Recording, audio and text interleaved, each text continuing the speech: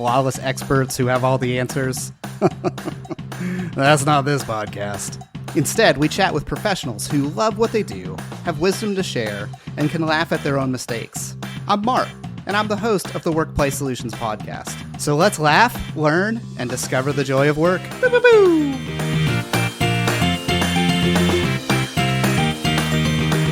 All right, how you doing, Dave?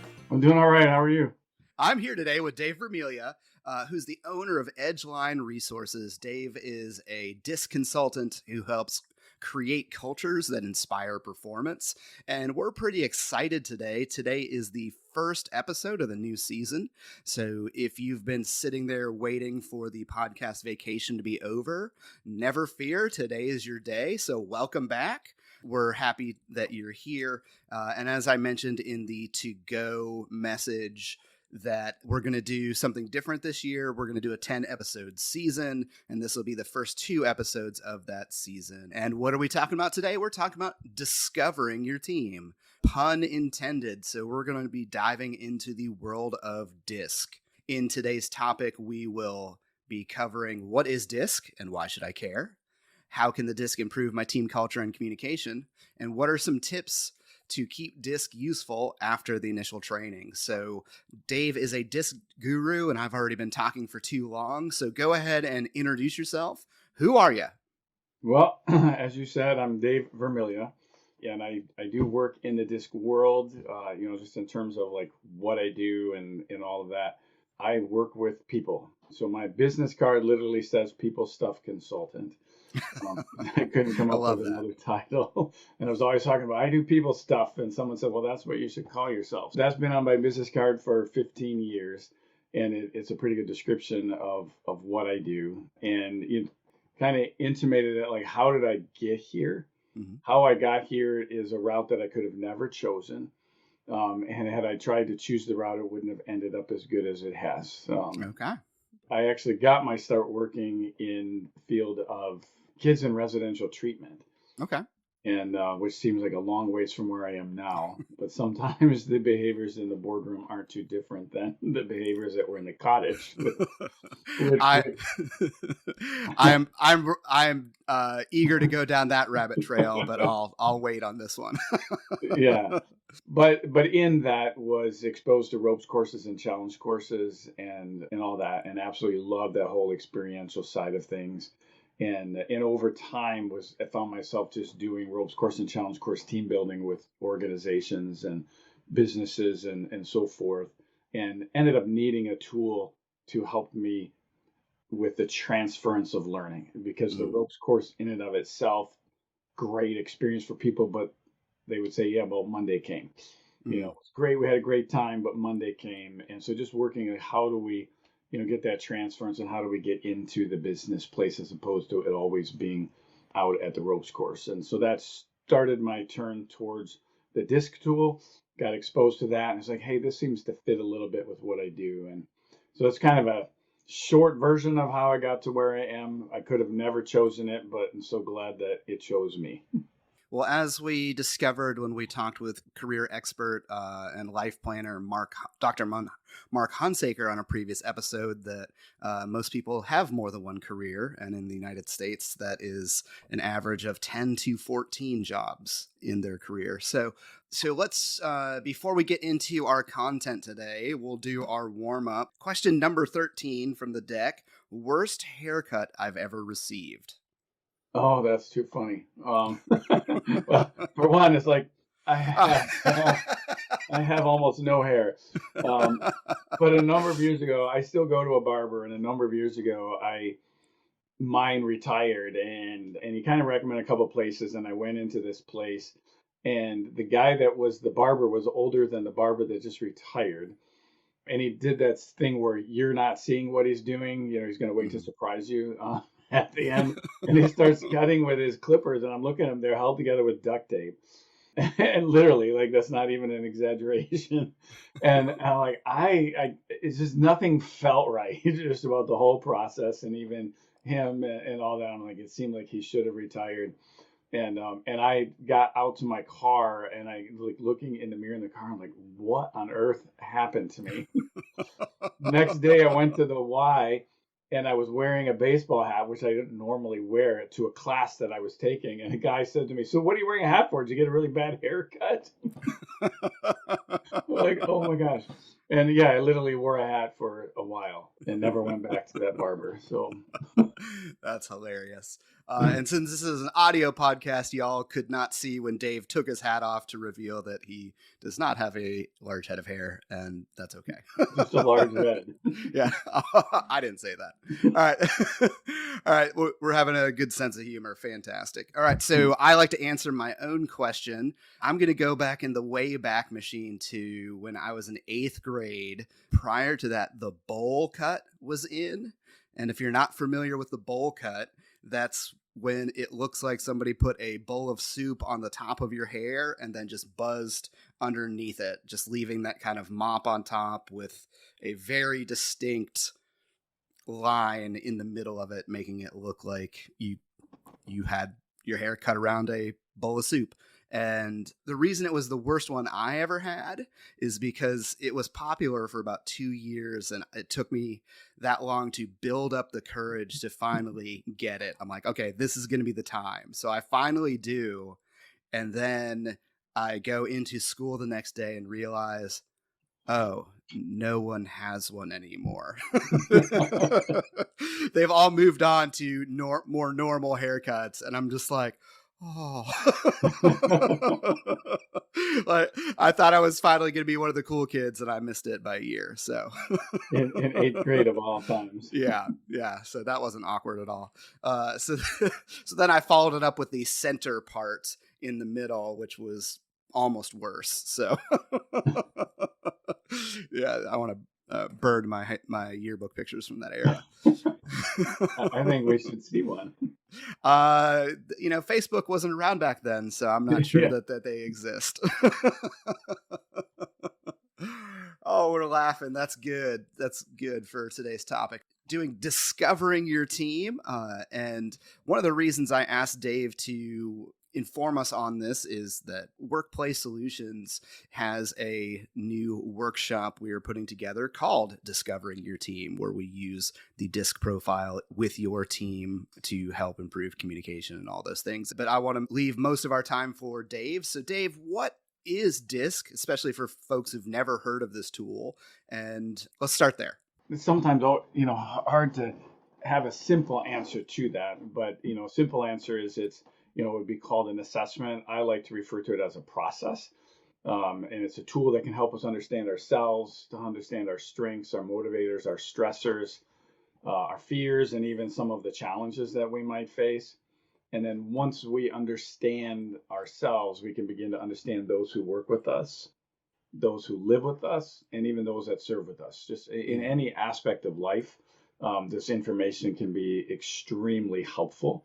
It is not a psychological tool, so it's not like a diagnostic tool and all that. And some people, might be afraid of some assessments because they worry about that type of thing. But it is not that. But it's just really looking at some of the natural, normal behavioral styles that people have in our everyday lives, and helps us to see ourselves, kind of map ourselves and gain an understanding. And then how do we use that information to improve the relationships that we have?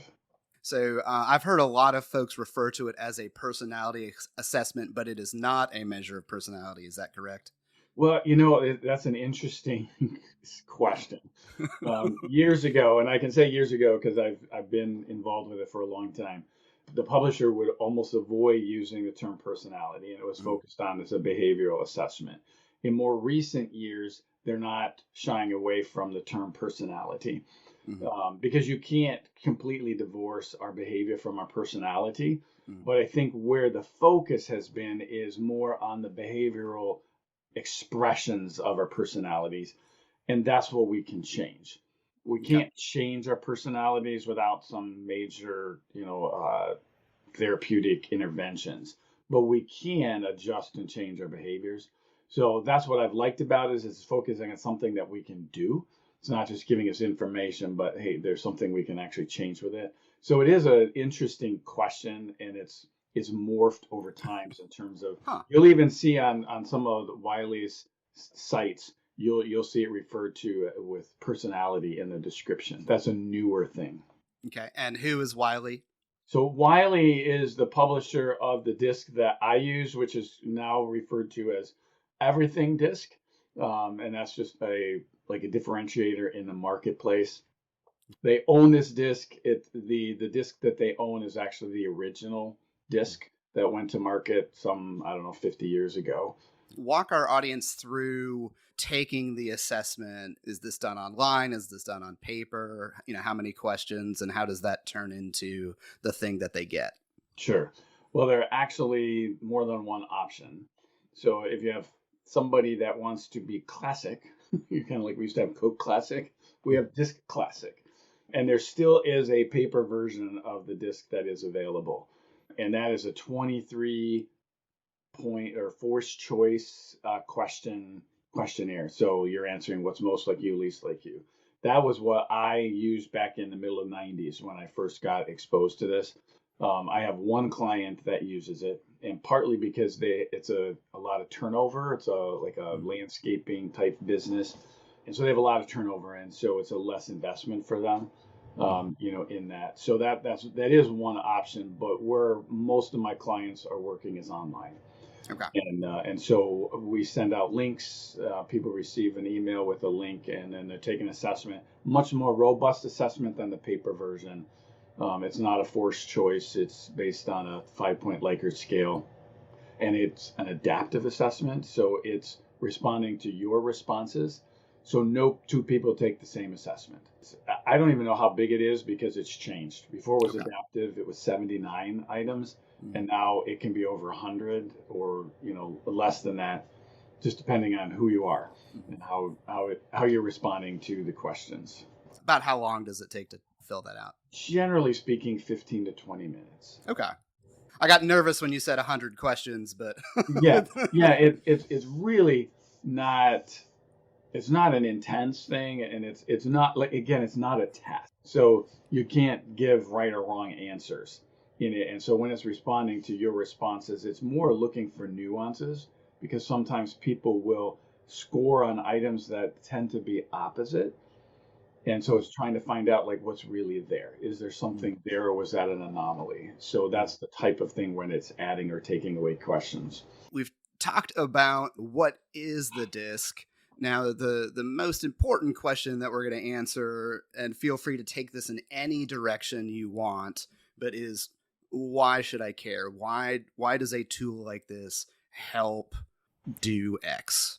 It's a question that I had to answer a long time ago for myself, because I wasn't about selling assessments. That's not what I was doing. And I didn't even start using the disc because I wanted to be a disc salesperson. And I wasn't. It's just more of, hey, here's a tool that can help.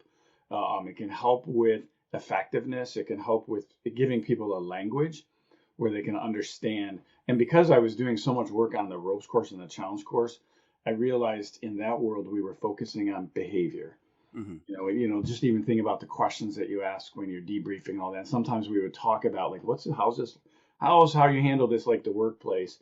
And having the disc just brought another layer of, now we have an understanding of how I'm responding to things, but also how my coworker is responding to things.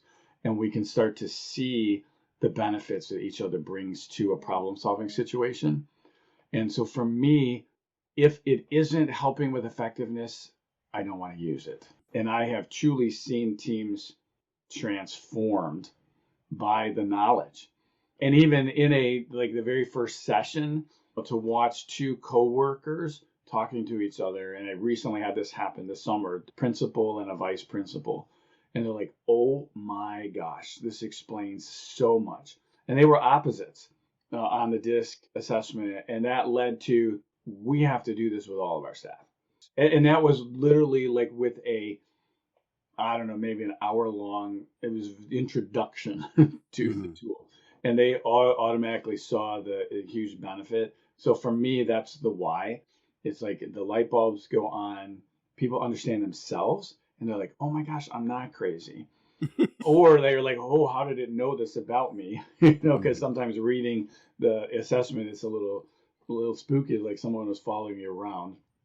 And I have to remind people that person was you because you're the one that answered responded. But it's truly, for me, it's about, it creates effectiveness. I've watched it happen, and it motivates me. It motivates teams when they can see and understand each other. It allows that team to move forward and it oftentimes to get unstuck. That's good. I recall my first introduction to the disc was with that classic disc you mentioned. So I remember the paper force choice and the graph. The graph, because now it's a circle or a circumplex. Yes. But it was memorable then. I had a nearly identical profile to my boss at the time. We were both high I's, which mine has moved a little bit in recent years, and we didn't get any work done because you had a lot of fun. And that random letter makes no sense at this point. Can you introduce the 4 letters and what they mean? Just as a side, one of the reasons I get so excited about DISC is that I think the barrier to entry in terms of learning terminology is very low. So there's not 34 terms to learn. There's not 100 different things. There's not 16 different profiles. It's 4. And yes, there's combinations of letters and things, but still, hey, I can learn 4 concepts and use those on an everyday basis. And I think a lot of people are wired that way, where some of the other assessments, they're not bad. They're just, there's a harder learning curve to learn that terminology. So that's one of the reasons I just love DISC, amongst others. So what does D-I-S-C mean? I was even thinking as we were talking, it's like, we probably should describe this. So when we look at the basics of the discs, and we look at, you've got 4 styles, and that's where this comes from, is those 4 letters. So the D style would be somebody that you could look at and see that they're a fast-paced individual. They're driven for results. Action is very important to them. Challenges are something that they look forward to. So they want to give them a challenge. Like, I'll figure out a way to knock it down, get around it, get through it, whatever it might be, I'll get it done. And so they enjoy that challenge. They want to challenge themselves. They want to challenge other individuals. I style, as you described a little bit with you and your former boss, expressive, usually seen, with a lot of talking. They're enthusiastic. Again, they like action, like the D style. They want to keep things moving, but they like to do it with people. So they enjoy being around people. They encourage collaboration. They're the ones that are often like gathering people together and like, let's go do this. And so that would be a high level description of the I style. S style, you're going to see an individual that is supportive. They maintain stability. They enjoy collaboration along with the I style. But they're a little bit more behind the scenes, loyal individuals wanting to make sure that other people are okay and doing well. And the C style is that individual that accuracy is really important. Stability is also something that's important for them. They're going to be challenging assumptions, kind of asking the why, like, give me a little bit more information. And they might tend to be a little bit more to themselves because they're focusing on getting the task done in a more of a quiet manner. That's a high level look. There's obviously way more. And do you use any memory aids or things for folks to help remember those letters? I honestly don't, because I feel like the DISC is pretty simple. Okay. I mean, there are a number out there. People use animals and other things like that. Okay. But yeah, I haven't found a huge need, to create something new. And I think when people understand the basics of that, then they're able to even look at combinations of styles. And I would agree with you. Why I went with the disc, another part of the reason was like, I can remember 4 things. I can't remember 16. Mm-hmm. And when it comes to working with a team, remembering 4 things is helpful. But I also want to say that the disc is there's way more depth than just those 4. Yeah. Obviously there's combinations of a lot of different things, but if you understand the basics of the 4, it gives you a huge head start in understanding other individuals. If you're curious, those letters stand for dominance, influence, steadiness, and conscientiousness. some of those are more helpful words that we use in everyday language than others. And so I usually think of people when I'm thinking of these 4 categories of saying either a famous person or, someone in my life. I'm like, oh, the high I is my friend Zach. Like, he's full of energy. He's a go-getter. He has his own triathlon company where he coaches folks, and he's the person that always gets you excited about things. And steadiness is my friend Stu. He's steady Stu. He is even keel. It doesn't matter what's going on. He is a rock, and is patient and humble and a great listener and all that, and so on. So hopefully his name starts with S too. Yes. Although dominance probably has some cultural connotations, in our context here, it's not necessarily a bad thing. Right.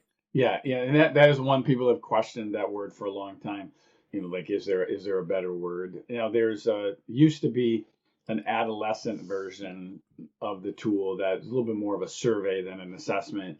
And their terminology for the D style was direct and active.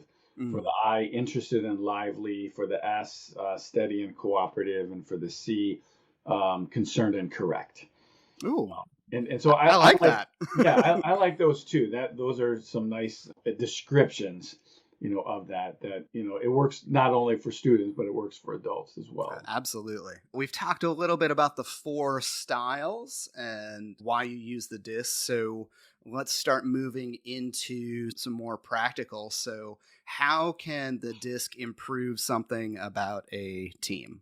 If we just look at just communication, just in general, like how we communicate, having an understanding of the styles and who has who leans towards specific styles is very helpful. So an example might be, since you used yourself from the I style, and so I style, individual that's fast-paced, enthusiastic, excited about ideas and all of that, not necessarily focused on the details. So that might be a challenge for them. Not always, but it could be a challenge for them. And so if that individual has to communicate, or let's just say even report to an individual who's drawing from the C style, which is the most opposite of the I style. The C style is accuracy is important, dotting the I's, crossing the T's. The details are really important. And so if the I individual knows that, and they're going to meet with them, they can actually change their approach. And they can, first of all, think, oh, I better do a little homework.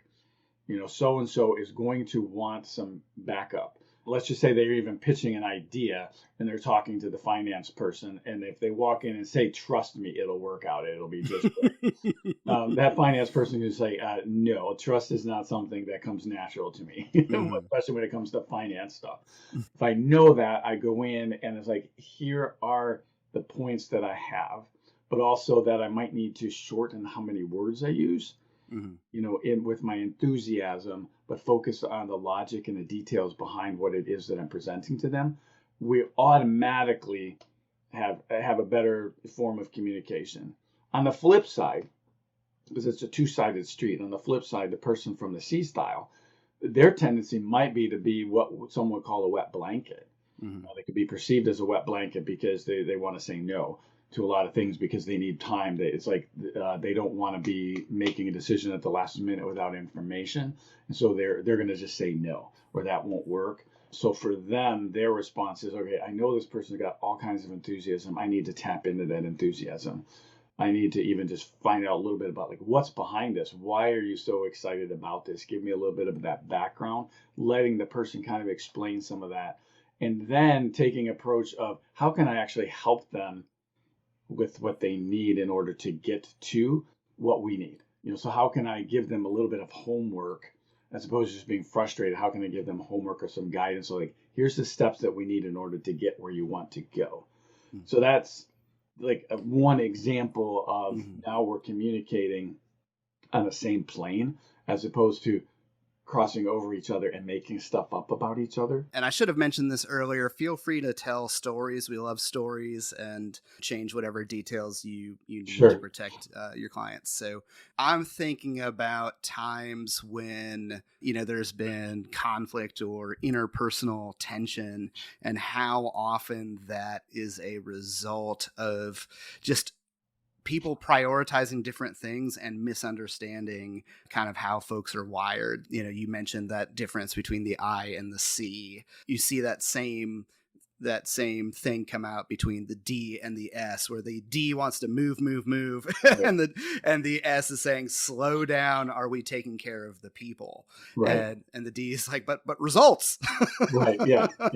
Results. That's why we're here. And it's like, well, you can't get results if you don't take care of the people. It's like, well, you can't take care of the people if you don't get results. And neither one is wrong, but they're both where that starting place is. One of the things I love about the DISC is the comparison report. So the first time I learned you can compare two people using the comparison report tool, I immediately bought an assessment for my wife, and I ran that report, and that was eye-opening. Yeah. Oh yeah. We looked through the difference, because she, I used to be an I. I'm more on the D side now, and she is an S, very steady. And so we look at all of these comparisons. We are actually, I pulled it up here. Alice is very tactful. Marc is very frank. Alice is very accommodating. Marc is strong-willed. Alice is careful. Marc is somewhat daring, but we're both skeptical. So, which doesn't help sometimes. But that's where you meet. Yeah. It's like, oh yeah, the thing that we get along is both being skeptical. That was so insightful. And I've done that a few times over my career where, I've run the DISC report with myself and my supervisor. I've run it with myself and my direct report. I've run it with someone who I was in conflict with. And we just sat down with the comparison reports and talked through this stuff. It's like, hey, is this happening in our relationship? Yeah. Oh, And you would see all of these eye-opening aha moments when you started digging in, going, oh, that's why this, and it was such a helpful tool to dig into the nitty-gritty of real stuff. So much of what we do is very theoretical, and it's like, no, this is very practical. Yeah. We're in conflict. This relationship needs to be healthier. Let's dig through and figure out what's going on. And it was so helpful for me. Well, and what I would add to that is that one of the benefits of having these results, this assessment and the results, is it takes it outside of ourselves a bit. And so we're talking a little bit more about the DISC as not so much about ourselves. And yet we are talking about ourselves. And in the therapeutic world, it would be almost a little bit like an approach called narrative therapy, where you're talking about something outside and we're looking at it through a lens of something that's outside of ourselves. But the reality is it's really about us. But we have some different tools or designators that help us to see people drawing from this style. This is what they tend to do. And so then it's like, okay, I have company. It's not just me, I have company. And then to realize, okay, they're not trying to drive me crazy. That's not their goal. It's hugely helpful. And like I said, it works with any relationship. The report has those 1, 2, 3, 4, 5, 6, 7. Has those 8 words around the circumflex: action, enthusiasm, collaboration, support, stability, accuracy, challenge, and results. And in terms of emphasis, and that, just even that as a daily reminder has been super helpful, because my dot is on top of results. It is right. They're like, I want results, I want action, challenge, and a little bit of enthusiasm. And then when I know, oh, this person, what matters most to them is accuracy, okay, that changes how I interact with them and how they interact with me. Okay, this person wants to make sure that we're not burning down the house as we go for our goals. I think too, like it is even the example you gave in terms of like the D and the S style, and the D wanting results and the S wanting to make sure that everybody's okay. Getting to that place where the D style person drawing from the D style understands that I am actually going to get to my results faster Mm. if I take a minute and focus on the people, because then I will have them supporting me. But also for the S style to realize we're never going to get anywhere if we don't actually take a step forward. And so there's that mutual benefit once we can realize it, that we can draw each other along in the path and make sure that we're covering all of the benefits that we bring. And so those comparison reports that you talk about, just being able to look at each other and realize there's a whole lot that we bring to the table. And then you also start to discover sometimes you actually have some overlap that you didn't know was there. So like, as you said, you and your wife discovered that you're both lean towards skepticism. And that's where it tells you there's a little bit more behind the scenes that doesn't necessarily show up where the dot placement is. And that's a huge benefit of this deeper tool, is that there's really a lot underneath the surface that we can pull out through different means, and to realize, oh, we actually have a lot in common that we didn't know we had in common. Can you tell us a success story of, you were working with a group of people, either one that would be comfortable you sharing? Yeah, there's so many of them, it's hard to even figure out. But I started down the path of this school. So this is more of like an ongoing one at the moment with the principal and vice principal. And it's beyond that, because I had the opportunity to work with the administrative team of this school district this summer and introducing them to the DISC. And truly, like, the light bulbs have been astounding that have been going on, and people have just been so excited. So a different set of principal and like several assistant principals from the high school, which is a very large high school, they came to me after this retreat. And again, it was a very short time that we did the DISC with them, knowing that I'm going to be going to their monthly meetings for the rest of this year. So it was really an introduction, and just seeing their results and the platform where they were allowed online, they could actually look at each other's results. They're like, we need this for our entire staff. And so then I had the opportunity to work with the entire staff. So they had not only the teachers, but all the parapros and the office staff, everybody went through sessions. So I had the opportunity to lead a DISC session with 125 staff members from a high school in the beginning of September. And then that is just like starting this wave. And for me, what's a kind of a cool success about it is I got my start using the DISC with high school students back in 1995.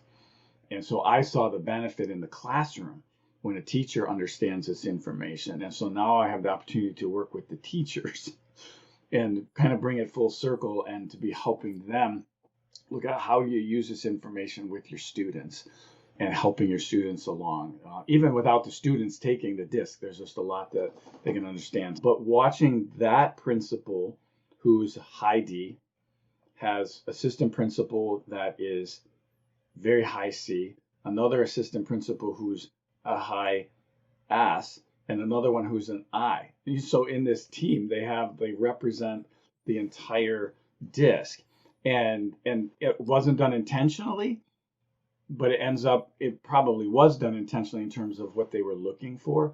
But watching the four of them work together has been so exciting, because their enthusiasm about what's happening in their relationships gives them that motivation, like, how do we keep this moving with the rest of our staff? So I don't know if that really answers the question, but it's an ongoing success story that my desire is for the entire district to be DISC literate. It's a wave that's beginning to happen. So really, since August, I think over 200 individuals from that school district have participated in the DISC in some way. That's awesome.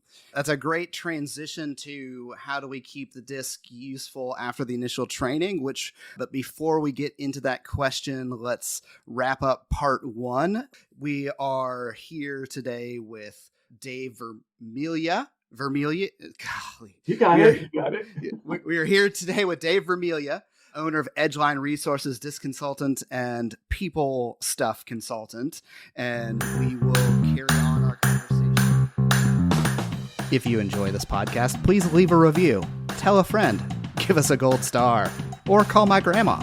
And if you want unforgettable events and training that's fun, like for real fun, get started today at WorkPlaySolutions.com. I know I want that. Boo, boo, boo.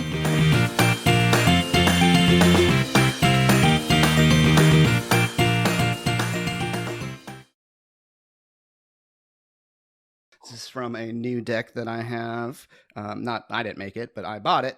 It's called, or this deck. All right, let's try that again. All right, so this is